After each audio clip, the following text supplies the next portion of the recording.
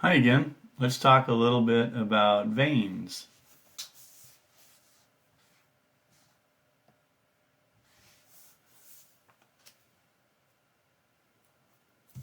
So, for veins,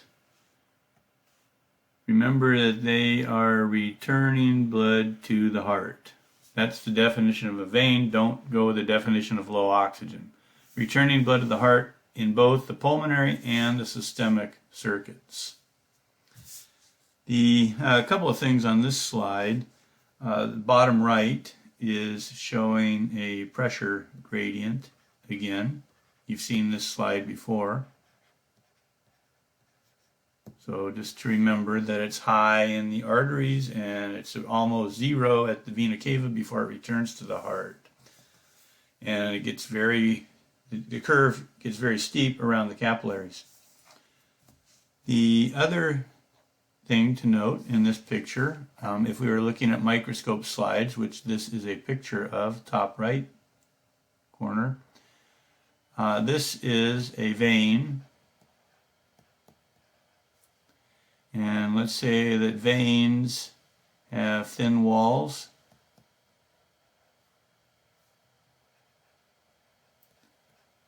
Because they are lower pressure. And histologically, when they make the microscope slides, the veins often collapse and become flattened and sometimes difficult to visualize. But they form a complete circle, there's a lumen, and a very thin wall. Arteries, by comparison, have very thick walls. They're for higher pressure blood.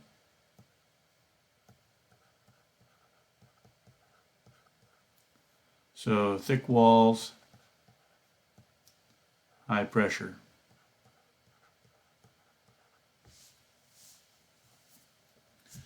So the normal flow of blood through the vascular system starts out in arteries. I'll abbreviate arteries as just ARTS. And then it flows into arterioles and then into capillaries. And I'll abbreviate capillaries as just CAPS. And then from the capillary bed, the blood is drained out through veins and then back to the heart. That's the normal flow. One capillary bed that the blood flows through before it returns to the heart. There's an exception to this in several places in the body, and these are portal systems. Portal veins. You saw one of these portal veins in ANP1 when we looked at the hypothalamic hypophyseal portal veins. But here in this slide, another example is with the liver.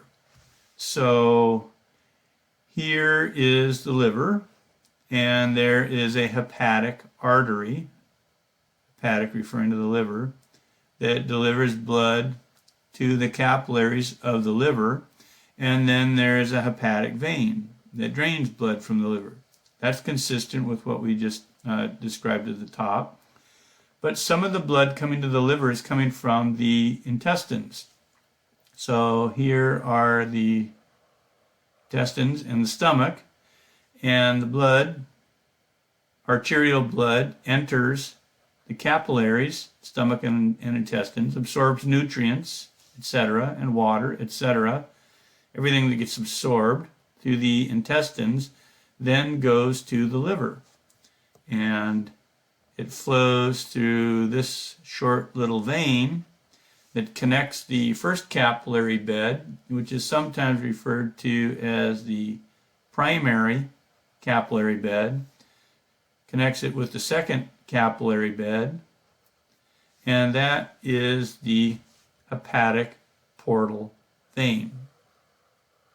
It's a portal vein that connects two capillaries, two capillary beds.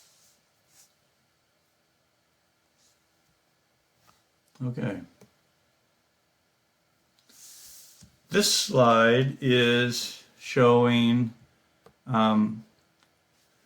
movement of blood through the venous system. It's low pressure, so the blood flow is relatively slow and sluggish. So we can't rely on blood pressure alone to push it from the feet all the way back up to the chest cavity and back into the right atrium. So there are a couple of ways of assisting that, and one that we'll look at is with the vein or the valves and skeletal muscle pumps. So here's the idea. First of all, there are valves in most veins. So here are the valves, and there's little flaps. They look very similar to the semilunar flaps on the heart. And here in the figure on the left, they're closed. So the blood can't flow back down the vein. It can only go in one direction. And as muscles contract, as shown in the figure to the upper right of that one, the muscles have contracted and they squeeze the vein. They've compressed it. So you've compressed the blood cannot flow backwards past the valve, so it can only move forward, and it flows through the next valve, and that helps the blood return to the heart by skeletal muscle pumps. This is one of the reasons that patients need to be ambulatory. Lying around in bed in a chair and not moving is not good for venous return to the heart. Blood can pool and can stagnate. So being up, mobile, and active assists with that venous return. Another mechanism for assisting venous return is with the respiratory pump. Again, there are the veins are carrying blood from the lower extremities in the abdomen back up into the thoracic cavity where it can rejoin the heart. And the diaphragm, which is located here, is a dome-shaped muscle. On this figure on the left, it's pretty flat. It's contracted.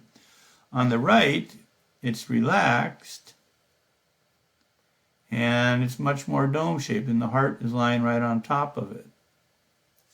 So during inhalation, the diaphragm contracts. When you inhale, the diaphragm contracts, pulls downward. We'll talk about the change in pressure in the lungs when we get to the respiratory system. But you should appreciate that when the diaphragm flattens and contracts, it's going to cause compression in the abdominal cavity. And the pressure will go up. So you have increased abdominal pressure. And that's just like the skeletal muscle pumps. It squeezes on the blood vessels, the veins in particular, and causes the blood to flow back toward the heart in one direction. Can't flow the other way because of the valves. On the right, it's just sort of the reverse. When you exhale, the diaphragm relaxes and moves upward, and that expands the abdominal cavity, and that releases abdominal pressure, and we have a drop in the pressure of the abdominal cavity, and then blood flows in, continues on into the veins until you breathe again and compress the abdominal cavity, and you keep pushing the blood up the vena cava.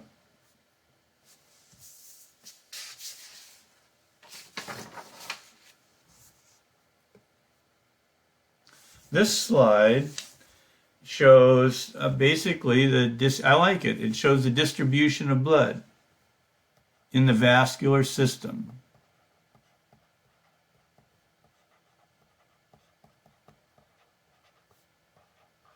And we're assuming this is at rest. distribution of blood in the entire vascular system. So all of the blood vessels. And one thing that you notice is that there's about 6 times more blood in the veins than in the arteries. So the veins are all of this. So we have small veins and large veins. So that section of this pie chart is all of the vascular veins. So these are the systemic veins. Approximately 60 to 70% of the blood volume is in the systemic veins. And just divide up the rest of the pie chart.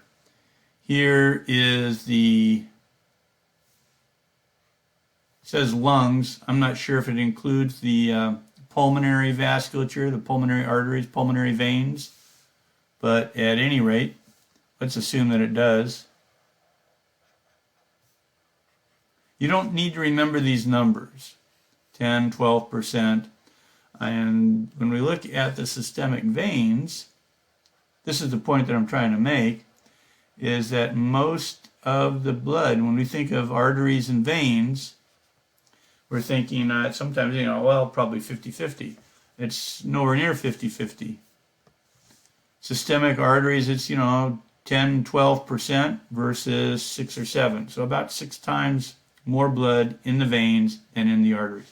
There's a little bit in the capillaries, and there's about 10% or so in the heart. So one of the functional, one of the things that's significant about the distribution of blood is that it can act as a reservoir. So if we have blood leaking, hemorrhaging out of arteries or from anywhere else, you need to maintain that blood volume in the arteries because that's the blood that's perfusing the tissues. And if you start to lose blood, you just squeeze the veins a little bit more and you shunt some of that blood from the venous side into the arterial side. So in some ways it acts as a functional blood reservoir. And that's enough of the veins. We'll look at capillaries next.